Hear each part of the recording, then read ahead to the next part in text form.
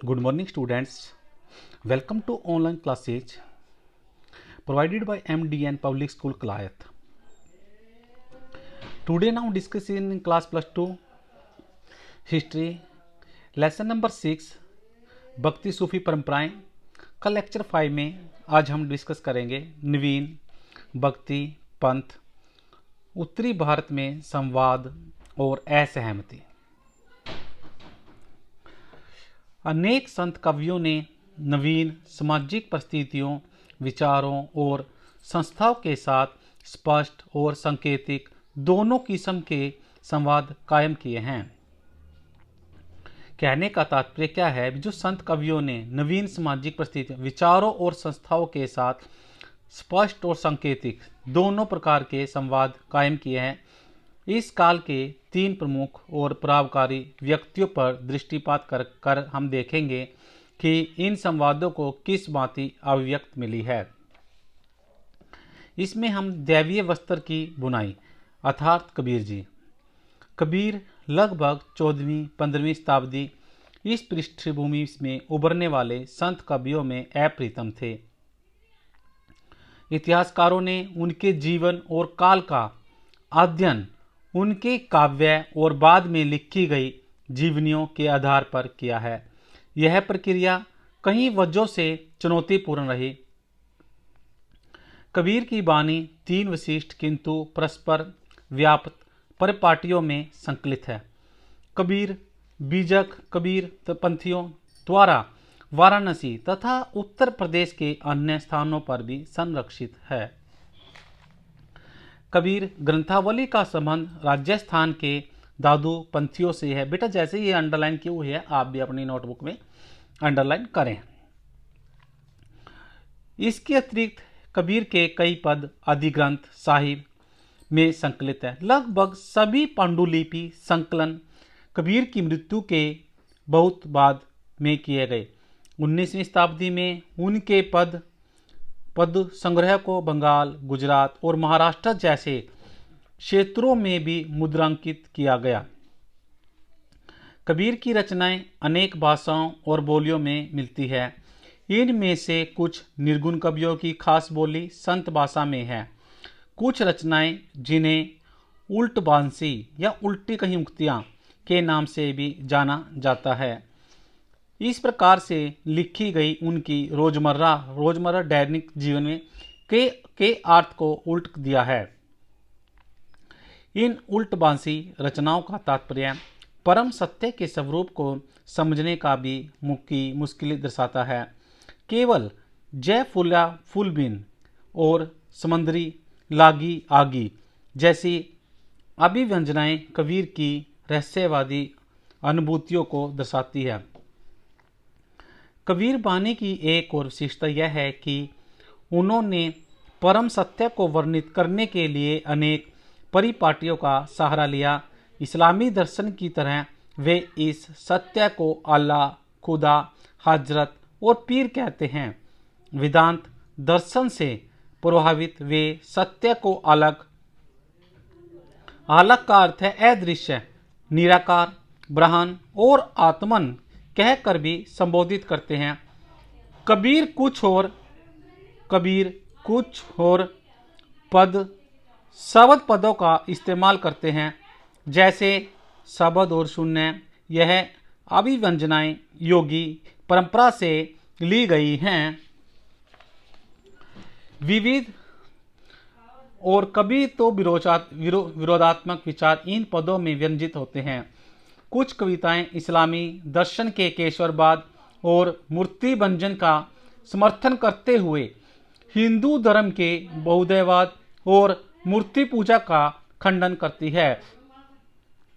अन्य कविताएं जिक्र और इश्क के सूफी संतों का इस्तेमाल नाम सिमरन की हिंदू परंपरा की अभिव्यक्त करने के लिए करती हैं। क्या ये सभी कविताएं कबीर द्वारा रची गई हैं? यह कहना मुश्किल है। विद्वान पदों की भाषा शैली और विषय वस्तु के आधार पर यह स्थापित करने की कोशिश करते हैं कि कौन से पद कबीर के हैं और कबीर की समृद्ध परंपरा इस तथ्य की द्योतक है कि कबीर पहले और आज भी उन लोगों के लिए एक प्रेरणा का स्रोत है जो सत्य की खोज में रूढ़िवादी धार्मिक और सामाजिक संस्थाओं, विचारों और व्यवहारों का प्रश्नवाचक दृष्टि से देखते हैं। कबीर के विचार संभवतः अवध प्रदेश की सूफी और योगी परंपरा के साथ हुए संवाद और विवाद के माध्यम से घनीभूत हुए हैं। कबीर की विरासत पर उन अनेक गुटों ने भी दावा किया है जो उन्हें याद करते थे और आज भी कर रहे हैं। यह तथ्य इस बात से उजागर होता है कि इस विषय पर आज भी विवाद है कि वह जन्म से हिंदू थे अथवा मुसलमान। क्या है, आज भी इस बात को लेकर विवाद होता है कि वो जन्म से हिंदू थे या मुसलमान। और यह विवाद अनेक संत जीवनियों में उभर कर आते हैं जो 17वीं शताब्दी यानी उनकी मृत्यु के 200 वर्षों बाद से लिखी गई है। वैष्णव परंपरा की जीवनियों में कबीर को जन्म से हिंदू कबीरदास बताया गया है, किंतु उनका पालन गरीब मुसलमान परिवार में हुआ है जो जुलाहे थे। कुछ समय पहले ही इस्लाम धर्म के अनुयायी बने। इन जीवनियों से यह भी कहा जाता है कि कबीर को भक्ति का मार्ग दिखाने वाले गुरु रामानंद थे। इसको अंडरलाइन कर ले बेटा। कबीर को भक्ति का रास्ता दिखाने वाले गुरु जी का नाम रामानंद थे।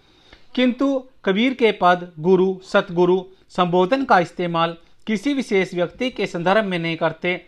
इतिहासकारों का यह भी मानना है कि कबीर और रामानंद का समकालीन होना मुश्किल प्रतीत होता है, जब तक कि उन्हें बहुत ही लंबी आयु न दी जाए।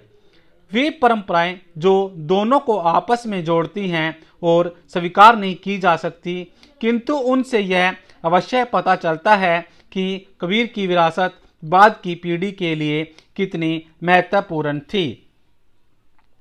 बाबा गुरु नानक और पवित्र शब्द क्या हैं? बाबा गुरु नानक का जन्म 1469 1469 में हुआ और 1539 में तो का जन्म एक हिंदू व्यापारिक परिवार में हुआ। उनका जन्म स्थल मुख्यतः इस्लामी धर्मावलंबी पंजाब का ननकाना गांव था जो रावी नदी के पास था। बेटा गुरु कबीर जी के बारे में पढ़ा, अब गुरु नानक देव जी का बता रहे हैं कि पंजाब के ननकाना गांव में जो रावी नदी के पास था, उन्होंने फारसी पढ़ी और लेखाकार के कार्य का प्रशिक्षण प्राप्त किया। उनका विवाह छोटी सी आयु में हो गया था, किंतु वह अपना अधिक समय सूफी और भक्ति संतों के बीच गुजारते थे। उन्होंने दूर दराज की यात्राएं भी की। बाबा गुरु नानक का संदेश उनके भजनों और उपदेशों में निहित है। इससे पता लगता है कि उन्होंने निर्गुण भक्ति का प्रचार किया और धर्म के साथ बाह्य आडंबरों अर्थात बाहरी दिखावा को उन्होंने अस्वीकार किया, जैसे याग, अनुष्ठानिक, स्नान, मूर्ति पूजा व कठोर तप। हिंदू और मुसलमानों के धर्म ग्रंथों को भी उन्होंने नकार दिया। बाबा गुरु नानक के लिए परम पूर्ण रब का कोई लिंग या आकार नहीं था। उन्होंने इस रब की उपासना के लिए एक सरल उपाय बताया और वह था कि उनका निरंतर स्मरण वह नाम का जाप करें। अर्थात उन्होंने क्या कहा भी, हम किसी भी प्रभु को मानते हैं भगवान को, तो उसका निरंतर नाम लें और उसका स्मरण करें और जाप करें। उन्होंने अपने विचार पंजाबी भाषा में शब्द के माध्यम से सामने रखे। बाबा गुरु नानक यह शब्द अलग अलग रागों में गाते थे और उनका सेवक मर्दाना रबाब बजाकर उनका साथ देता था। वेरी इंपॉर्टेंट है बेटा ये भी, जो उनका सेवक कौन है? मर्दाना, ये अंडरलाइन भी किया है, रबाब बजाकर उनका साथ देता था। बाबा गुरु नानक ने अपने अनुयायियों की एक समुदाय में संगठित किया। समुदायिक उपासना समुदाय का अर्थ होता है बेटा संगत का अर्थ पता है आपको? संगत होता है इकट्ठे करके कीर्तन करना के नियम निर्धारित किए। जहां सामूहिक रूप से पाठ होता था, उन्होंने अपने अनुयायी, उनके अनुयायी थे बाबा गुरु नानक जी के अंगद को अपने बाद गुरु पद पर आसीन किया। इस परिपाटी का पालन 200 वर्ष तक होता रहा।